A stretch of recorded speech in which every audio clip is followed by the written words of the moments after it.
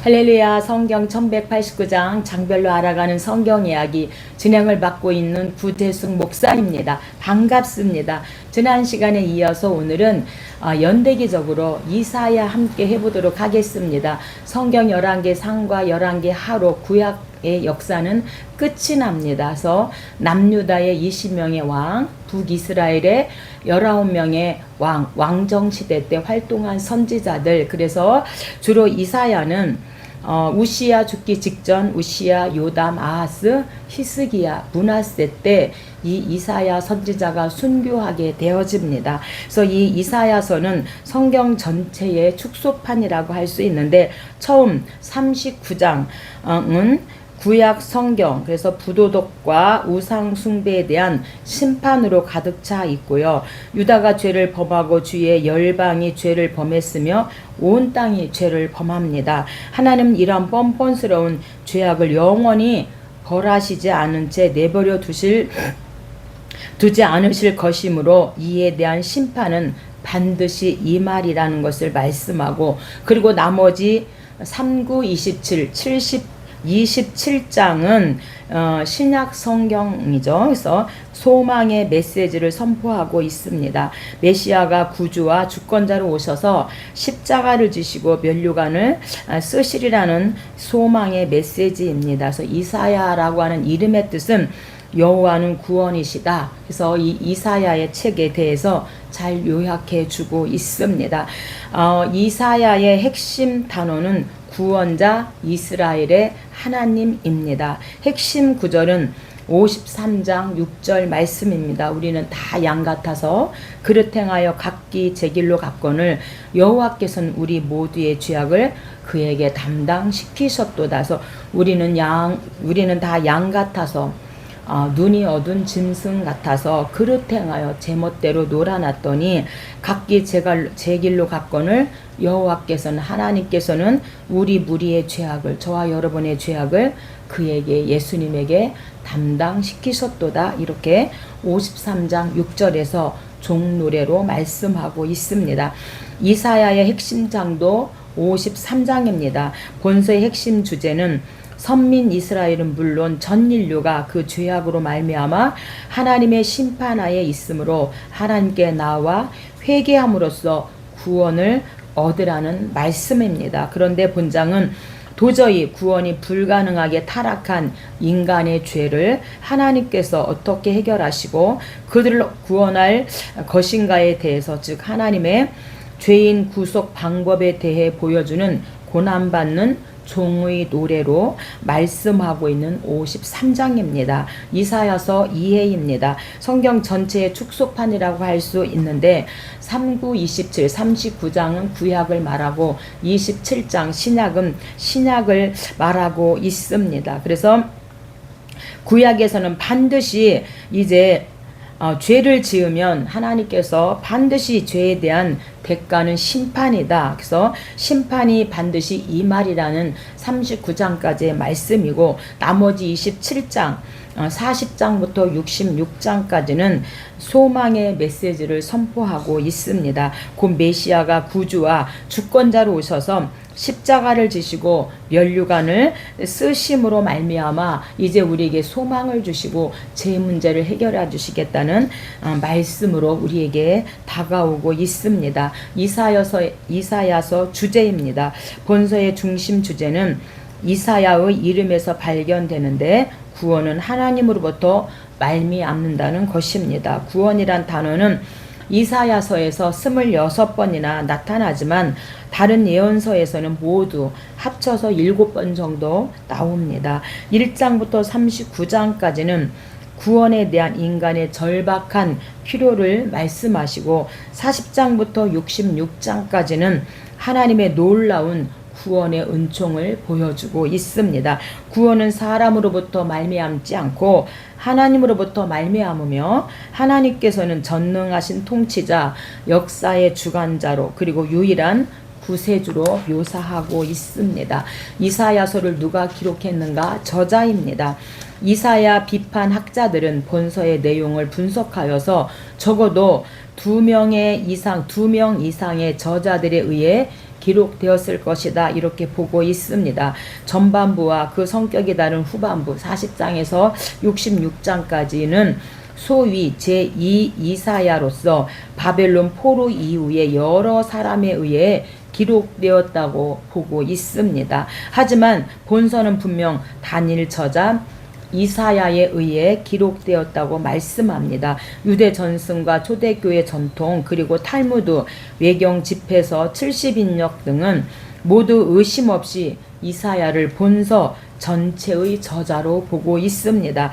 본서의 내용은 신약 성경에서 21번이나 골고루 인용되고 있는데 모두 이사야 한 사람을 그 저자로 보고 있고 신약에서 많은 21번의 그 이사야서의 말씀을 인용해서 그렇게 저자로 삼고 있다는 것은 반드시 저자가 이사야다 이렇게 보고 있다는 것입니다. 언제 기록했는가? 기록 연대입니다. 주전 740년에서 681년경 이사야는 우시야 왕이 죽던 해 주전 739년이죠.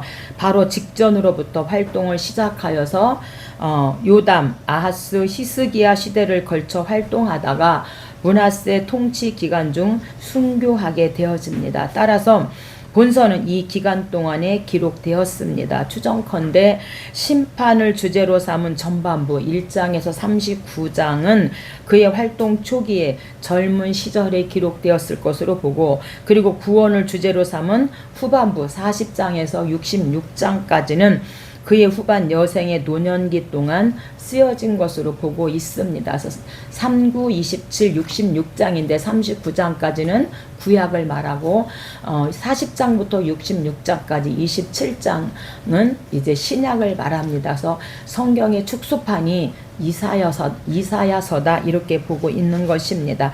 기록 목적입니다. 하나님께 대한 불신과 거역은 심판을 면치 못함을 경고하기 위해서 기록하였고 심판에도 불구하고 하나님은 남은 자 언약을 신실히 믿는 그 언약을 믿는 신실한 자들을 통해 당신의 언약을 반드시 이룰 것임을 일깨워 주기 위해서 그 남은 자를 통해서 하나님께서 일하신다.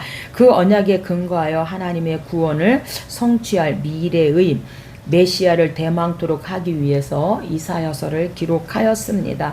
그렇다면 이사야서에서 어떻게 예수 그리스도를 볼 수 있는가? 그리스도에 대한 이사야의 예언을 보면 그는 마치 구약의 선지자라기보다 오히려 신약의 기자처럼 보입니다. 그의 메시아 예언은 구약 성경의 어떤 책들보다 훨씬 분명함에 확실합니다. 그는 그리스도의 품성과 사역의 여러 면들을 그의 초림과 재림으로 나누어 묘사하고 또 어떤 때는 서로 뒤섞여 표현하기도 합니다. 구약 성경에서 메시아이신 예수 그리스도의 초림에 관한 예언이 300번 이상 언급되는데 그중 상당 부분이 이사야서에서 나타나고 있음을 말씀합니다. 이사야는 약 60년 동안 사역을 하게 되어집니다. 그래서 이사야는 유다의 예언자 및 선지자로 활동을 합니다. 주전 750년에서 700년까지 예루살렘에서 예언한 선지자이고 그는 귀족 출신이었고 문화인이었으며 왕궁 안에서 지내던 사람이었습니다. 그래서 이사야 선지자는 우시야 왕 죽기 전부터 요담 16년, 아하스 16년, 히스기야 29년, 그리고 므낫세 때 순교를 당하기 때문에 약 60년의 사역입니다. 이사야는 성경 전체의 축소판으로 39장은 구약의 축소판이고 27장은 신약의 축소판입니다. 심판과 구원으로 39장까지 회개하고 하나님께 다시 돌아오기를 거부한 이스라엘 민족에 대한 하나님의 심판을 강조하고 27장, 40장에서 66장까지는 우리를 구원하실 메시아의 초점을 모아진 신약과 비슷한 내용을 다루고 있습니다. 이사야 시대로부터 150년 후에 있을 포로 해방에 대한 내용을 40장부터 66장까지 그렇게 다루고 있습니다. 그래서 북이스라엘의 예언자들이 있고 유다의 예언자들, 또 유다의 선지자들, 포로시대 선지자들 이렇게 나눠볼 수가 있습니다. 그래서 북이스라엘의 예언자들은 주로 엘리야, 엘리사, 오바댜, 호세아 이런 선지자들을 들 수가 있고요. 유다의 예언자들은 이사야, 미가, 요엘, 아모스입니다.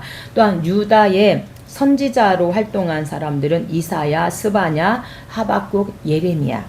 그리고 포로시대 선지자들은 다니엘, 에스겔, 학개, 스가랴, 에스라, 느헤미야, 말라기는 포로시대 선지자들입니다. 그래서 선지자는 하나님 편에서 지시를 받아 백성들에게 하나님의 뜻을 전하는 자를 선지자라 말하고, 예언자는 장래에 벌어질 일들을 계시받아 전하여 백성에게 일깨우는 자를 예언자라고 말합니다. 그리고 제사장은 사람들의 편에서 대표자로서 하나님께 용서와 제사를 통해서 자비를 구하는 자가 제사장이 하는 일이었고, 사사시대 12명의 사사는 이스라엘 민족이 요단강을 여호수아의 주의 아래 건너 가나안 땅에 정착하여서 여호수아가 죽고 초대 사울 왕이 죽기 전까지 왕이 없던 시절에 지도자와 이방 민족과 대치하여 싸우는 그런 지도자로 세워진 자를 사사라고 이렇게 말하고 있습니다. 1장입니다. 1장은 유다 죄악상입니다. 본세의 배경은 우시야 왕부터 므낫세 왕까지이고, 전반부 1장에서 39장까지는 이스라엘과 열방들에 대한 하나님의 심판이 예언되었고, 후반부 40장에서 66장까지는 메시아 도래로 이스라엘이 회복되리라는 말씀으로 말씀입니다. 이사야는 회개하면 용서한다는 하나님의 말씀에 근거하여 백성들에게 회개를 촉구하고 회개하지 않는 자에게는 심판을 경고하고 있습니다. 1절입니다. 성경 가지고 계신 분은 저와 함께 성경을 찾아가면서 하나님 말씀에 은혜 받으면 좋겠습니다. 유다왕 우시야와 요담과 아하스와 히스기야 시대에 아모스의 아들 이사야가 유다와 예루살렘에 관하여 본 계시라. 그래서 이 본서 배경은 이제 우시야는 52년 동안 활동하게 되어지는데, 우시야는 본인이 제사를 드림으로 말미암아 문둥병에 걸려서 별채에 이렇게 이제 살게 되어지는 우시야 52년 문둥병이고요. 요담 16년 성전 민문 건축, 아하스 16년 인신 제사, 히스기야 29년 성전 정화, 유월절 종교개혁, 산헤립 침공, 이사야 병, 그리고 므낫세는 55년 동안 우상 1등. 근데 므낫세 왕 때에 이사야가 순교하게 되어집니다. 그래서 우리가 지금 이렇게 아하스 엄청난 우상 숭배 16년 동안 했고, 그리고 요담 성전 윗문을 건축한 왕이다. 그 다음에 히스기야 왕 때 이제 아버지 아하스가 막 우상 숭배한 이런 모든 것들을 성전을 정화하고 다시 유월절을 지키고 종교를 개혁하고 산헤립 침공 시에 하나님 앞에 기도함으로 말미암아 18만 5천인을 물리침으로 다시 독립국가로 이제 독립국가가 되어지고, 이사야가 함께 도와서 기도하게 되어지고, 병이 들었을 때 하나님께 기도할 때 15년 동안 이제 생명을 연장시켜주고, 므낫세는 엄청난 우상 숭배를 아하스 할아버지처럼 우상 숭배하는 이런 이제 배경으로 기록되어진 말씀이 이사야서입니다. 2절입니다. 하늘이여 들으라, 땅이여 귀를 기울이라. 여호와께서 말씀하시기를 내가 자식을 양육하였거늘 그들이 나를 거역하였도다. 이렇게 지금 주로 우상숭배, 엄청난 우상숭배를 했을 때가 아하스 왕 때였기 때문에 인신 제사와 우상숭배를 많이 했기 때문에 하늘이여 들으라, 땅이여 귀를 기울이라. 여호와께서 말씀하시기를 내가 자식을 양육하였거늘 그들이 나를 거역하였도다.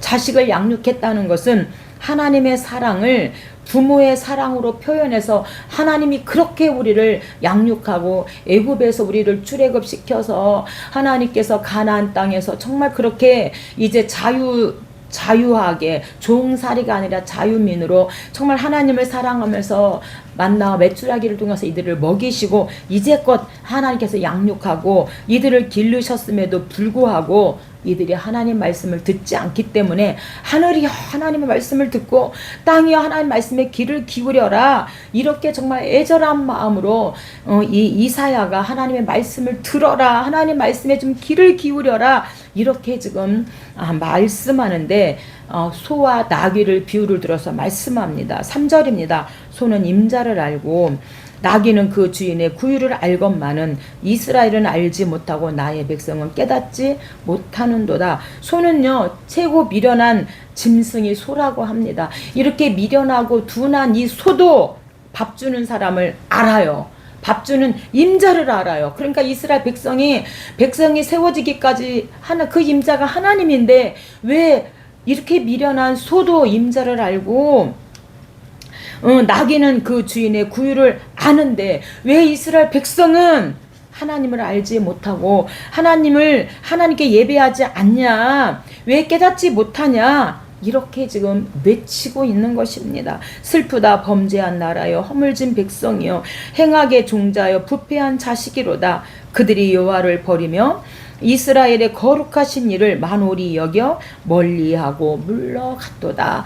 하나님께서 그렇게 이스라엘 백성을 사랑하셨음에도 불구하고 아하스 왕 때 엄청난 우상 숭배를 하고 이스라엘 남유다 백성들이 하나님 앞에 예배하지 않고 정말 이렇게 부패하여서 여호와를 버리고 하나님을 만홀히 여기는 이 가슴 아픈 것 때문에 하늘이 들으라, 땅이여 귀를 기울이라 외치면서 어찌하여 미련한 소도 나귀도 주인을 알고 밥 주는 사람은 아는데 너희는 왜 하나님을 알지 못하고 하나님을 만홀히 여기느냐, 이렇게 지금 이사야가 1절에서부터 4절까지 외치고 있습니다. 그래서 행악의 종자고 허물진 백성이라고 이렇게 말씀하고 있습니다. 그래서 우리는 종자가 중요합니다. 그래서 밤고구마 심으면 우리가 밤고구마 나오고 호박고구마 심으면 호박고구마 나오는 것처럼 아무리 우리가 물고구마 심고 철화해도 호박고구마 되지 않는다는 거. 왜? 물고구마 심었으면 물고구마 나오는 것처럼 우리가 행악의 종자를 낳으면 행악 종자만 나온다는 거, 부패만 나온다는 거죠. 그래서 오늘 저와 여러분은 오늘 이사야 1장 1절로 4절의 말씀을 통해서 생명의 말씀 종자씨를 심는 자가 돼야 된다, 이렇게 말씀합니다. 생명의 종자씨 심고 축복의 종자씨를 심고 순종의 종자씨를 심어서 하나님을 기쁘시게 하는 저와 여러분이 되었으면 좋겠습니다. 그래서 유다의 제약상이 이렇게까지 하늘에 닿도록 유다 백성이 하나님을 떠나고 우상 숭배를 하고 부패했다, 이렇게 지금 이사야를 통하여서 하늘이여 들으라, 땅이여 귀를 기울이라고 이렇게 지금 외치고 있는데 오늘 저와 여러분 이 외치고 있는 하나님의 음성을 듣고 하나님께 돌아왔으면 좋겠습니다. 세상의 부패에서 우상에서 돌아와서 정말 오직 하나님만 섬기고 이제 복을 받는 저와 여러분이 되었으면 좋겠습니다. 2장입니다. 2장은 메시아 왕국 도래입니다. 그래서 2장, 7장, 9장, 11장, 32장, 61장, 62장이 다 메시아 왕국 도래에 대해서 66장에서 8장은 메시아 왕국에 대해서 이사야가 외치고 있습니다. 이 2장에서 심판의 메시지에 1장에서 유다 죄악상 그 심판의 메시지에 이어서 항상 회복될 왕국에 대한 소망의 메시지가 2장에서 주어집니다. 이는 타락하여 절망적 상황에 처해 있는 백성들에게 회개하는 것만이 진정으로 살 길임을 깨우치기 위해서입니다. 그러나 하나님께 교만히 행하여 행악하는 자들은 메시아의 도래 시에 도리어 심판을 면하지 못할 것임을 말씀합니다. 예수님이 이제 메시아 왕국 도래에 누구에게는 축복이고 누구에게는 심판의 날이고 저주의 날인데 끝까지 믿음을 지킨 자는 예수님이 오는 그 심판의 날이 우리에게는 축복의 날이지만 믿지 않는 자에게는 심판의 날이고 저주의 날이다. 그러니 빨리 회개하고 하나님께로 돌아와라. 이렇게 메시아 왕국 도래를 통해서 소망을 주고 있습니다. 2절입니다. 말일에 여호와의 전에 산이 모든 산 꼭대기에 굳게 설 것이요. 그래서 이 말일은요, 마지막 날들입니다. 그래서 메시아 시대를 언급하는 말로 일찍부터 사용되었는데, 말일은 예수 그리스도의 처음 오심을 시작되고 다시 오심으로 완성될 것, 그래서 초림과 재림으로 완성될 것을 말씀하고 있습니다. 그리고 여호와의 전에 사는 바로 시온산 예루살렘 성전에 있는 그 산을 말하고 있는데, 반드시 모든 산 꼭대기에 반드시 이제 서게 될 것이다. 이렇게 메시아 왕국 도래에 대해서 말씀합니다. 3절입니다. 그가 그 얘기를 우리에게 가르치실 것이라. 우리가 그 길로 행하리라. 우리가 그 길로 행하리라 하리니 이는 율법이 시온에서부터 나올 것이요 여호와의 말씀이 예루살렘에서부터 나올 것이라. 우리 찬송 있잖아요. 오라 우리가 여호와의 산에 올라 하나님의 전에 이르자. 오라 우리가 여호와의 산에 올라 하나님의 전에 이르자. 주님의 도를 배우고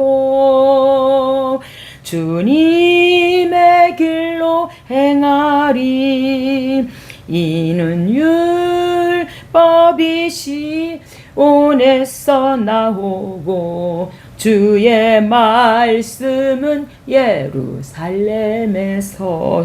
오라 우리가 여호와의 산에 올라 하나님의 전에 이르자. 하나님의 전에서 주님의 도를 배우고 주님의 길로 행하자. 왜? 이 여호와의 전에서 율법이 시온에서 하나님의 전에서 나오기 때문에, 주의 말씀은 예루살렘에서 나오기 때문에 우리가 여호와의 산에 올라와서 주님의 도를 배우고 주님의 길로 행하자. 이렇게 말씀하고 있는 것입니다. 그래서 오늘 반드시 우리가 그 길로 행하리라. 우리가 그 길로 행하리라 하리니 이는 율법이 시온에서부터 나올 것이요 여호와의 말씀이 예루살렘에서부터 나올 것이다. 이렇게 지금 2장 3절에서 여호와 메시아 왕국 도래에 대해서 말씀합니다. 4절입니다. 그가 메시아죠. 칼을 쳐서 보습을 만들고 창을 쳐서 낫을 만들 것이며 다시는 칼을 들고 서로 치지 아니하며 다시는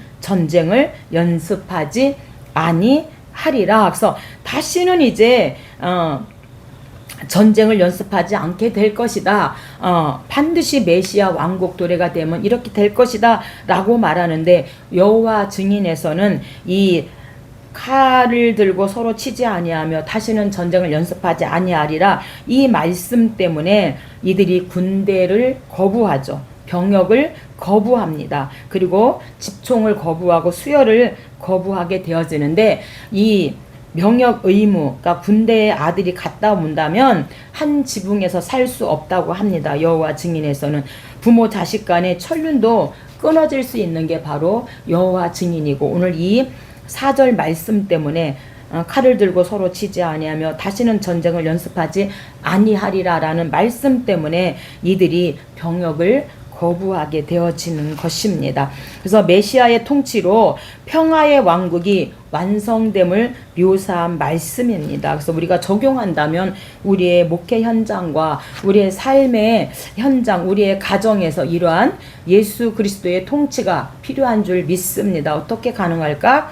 내 심령의 생명 말씀으로 통치받을 때, 주의 율법으로 정말 그의 길로 행할 때에 우리가 감사와 기쁨이 넘치고 하나님의 통치로 우리가 도움을 받게 될 줄로 믿습니다. 3장입니다. 3장은 이제 남유다의 이말 형벌입니다. 그래서 이사야 8장에서 심판을 경고하고, 호세아 9장은, 호세아는 북이스라엘이죠. 여로보암 2세 때에 임박한 심판에 대해서 호세아 선지자도 북이스라엘에게 말씀을 선포하고, 이사야도 3장과 8장에서 남유다의 이말 형벌과 심판을 경고하고 있습니다.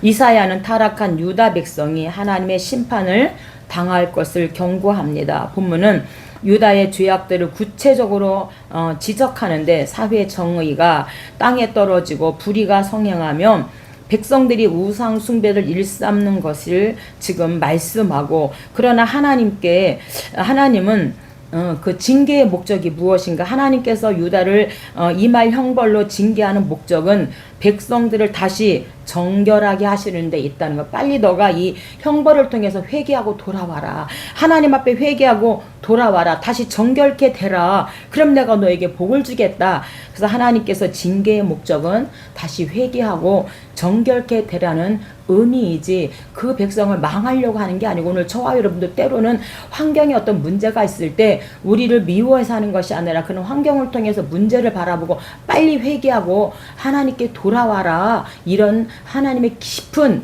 사랑이 담겨져 있다고 하는 사실입니다. 우리가 자녀를 키울 때, 지금은 그렇지 않지만 우리 세대 때는 자녀들이 말 안 들으면 매로 때렸어요. 잠언 24장에도 징치하라고 이렇게 말하고 있는데, 우리가 자식을 미워서 때리는 게 아니잖아요. 너가 그 잘못된 것을 빨리 고치고 올바른 길로 행해라, 이런 의미로 우리가 때로는 자식을 징치할 때가 있는데, 하나님께서도 징계의 목적은 우리를 다시금 회개하고 돌아오라고 하는 그런 하나님의 깊은 사랑의 마음이 있다고 하는 사실입니다. 16절입니다. 시온의 딸들이 교만하여 느린 목, 정을 통하는 눈으로 다니며 아기작거려 걸으며 발로는 쟁쟁한 소리를 낸다 하시도다. 그러므로 주께서 시온의 딸들의 정수리에 딱지가 생기게 하시며 그들의 하체가 드러나게 하시리라. 그래서 이 시온의 딸들은 곧 하나님의 자녀인데, 이 하나님의 자녀들이 지금 엄청나게 하나님 앞에서 지금 죄를 짓고, 그래서 그 죄악을 좀 구체적으로 말하는 게, 교만하여 목을 이렇게 느리고 다니고, 정을 통한 눈에서 음풍을 막 발산하고, 그것은 바로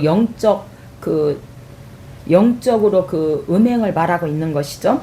아기작거리며 마음대로 다리를 놀리지 못하고 약간 바라지게 억지로 조금씩 그렇게 걷는다. 아기작거려 걷고, 가정, 사회, 국가, 그래서 여자가 타락하면 끝이 납니다. 그래서 여성이 남성 타락을 막아줄 때 그 어머니와 그 여성이 복이 되는 것이지. 그래서 우리 때는 정말 그냥 여자의 일생, 막 여자야, 막 엄마는 한이 많습니다. 막 이래도 참고 저래도 참고 남편도 뭐 자녀들 참는데, 요즘도 참고 사는, 잘 이렇게 뭐 남성의 타락을 막아주면 잘 가정을 꾸리는 분들도 계시지만, 그렇지 못한 분들도 계시기 때문에 부모는 있는데 자녀들이 고아원에 가는 일들이 생기게 되어지는 이런 아픔을 우리가 보게 되어집니다. 그런데 이렇게 시온의 딸들이, 정말 하나님의 자녀들이 이렇게 하나님 앞에 범죄하고 있음을 지금 말씀해 주고 있으니, 오늘 저와 여러분 정말